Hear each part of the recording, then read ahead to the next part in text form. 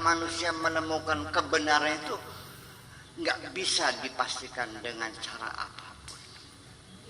Ada seorang pelacur bertobatnya karena gara-gara kena penyakit sipilis. Akhirnya pulang bertobat, majelis taklim lagi, jamin lagi baik kok. Dan malah banyak perempuan-perempuan pelacur bertobat jadi wali malah. Ya, banyak, bukan hanya Robil Adawiyah saja, di sekitar kita juga banyak kok. Hanya sini berduru orang emang. Ya. Dan ada lagi yang jatuh miskin karena usahanya bangkrut dan seterusnya dan seterusnya.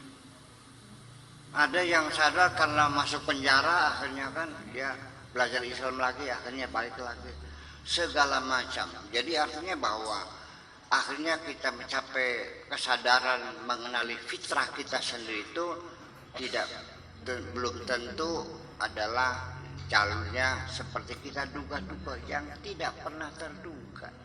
Nah, salah satunya termasuknya masuk Islam dari sisi kesenian.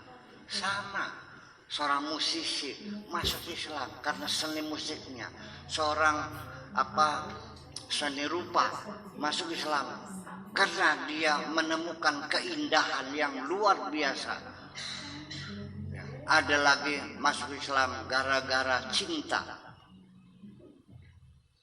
Saya sudah mengislamkan orang lebih 30 orang. Sebabnya gara-gara cinta. Awas, cinta juga mengantarkan seseorang dapat hidayah. Nah itu, tetapi akhirnya ada komentar-komentar dari teman-teman saya sesama kiai tentunya. Kalau orang awam nggak berani. Bisa komentar kan pada kiai ini lah. Buya kan kiai, kita gak kiai pada orang. Gitu kan. Oke, sah saja boleh. Saya juga kiai. Ketika saya banyak mengislamkan orang gara-gara karena ingin melangsungkan perkawinan, itu masalahnya. Ada satu agamanya A, satu agamanya B. Saya bilang nggak bisa, kecuali kamu kawin luar negeri atau kawin catatan sipil. Kalau melalui jalur agama nggak bisa, karena sulit. Jadi gimana? Ya kalau kamu rumah tangga ya silakan masuk Islam atau kamunya masuk agama sana. Salah saya mah. Ya udah saya ngalah. Biasanya tuh ngalah masuk Islam. Nah, ketika saya islamkan sampai 30 orang itu, ada komentar dari teman-teman saya, kaji sakur tuh kayak kurang pegawaian, ngislamakan wong sing terpaksa kader pengen kawin. Artinya masuk Islamnya tidak tulus, tidak murni dari hati nuraninya, hanya karena supaya bisa kawin. Mengislamkan orang terpaksa. Nah ini juga jadi persoalan kita semuanya. Saya ingin menyampaikan, ini penting sekali, bahwa namanya orang mendapat hidayah itu jangan kamu yang ngatur.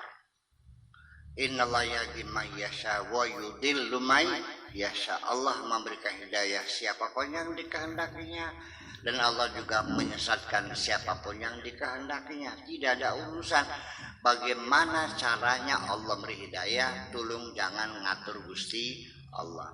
Baik secara sukarela, mau secara terpaksa, maupun melalui penyakit, melalui cinta, melalui seni, melalui segala macam, tidak ada urusan. Yang penting orang itu dapat hidayah, selesai.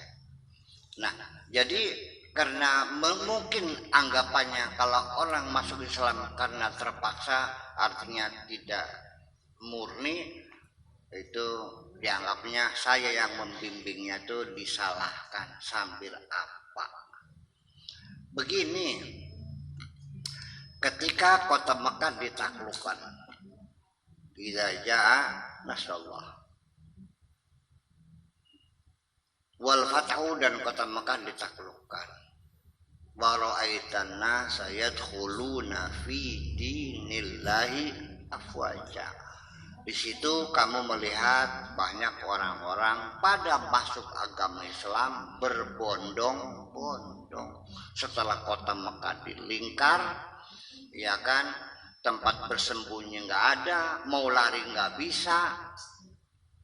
Ya, akhirnya mereka pada masuk Islam. Jujur aja nih, orang Mekah masuk Islam di tangan Kanjeng Nabi setelah Mekah ditaklukkan, jujur nih, sukarela apa terpaksa? Oke. Pertanyaan berikutnya, Nabi Muhammad mengakui tidak keislaman mereka. Terus alasannya apa? Bahwa kita tidak boleh menuntun Islam seseorang yang karena terpaksa. Siapa yang bilang begitu? Nah, ini kan persoalannya. Jadi aja mikir dewek kah? Oke, saya kira itu aja. Mari kita buka tanya jawab barangkali lebih ini lagi.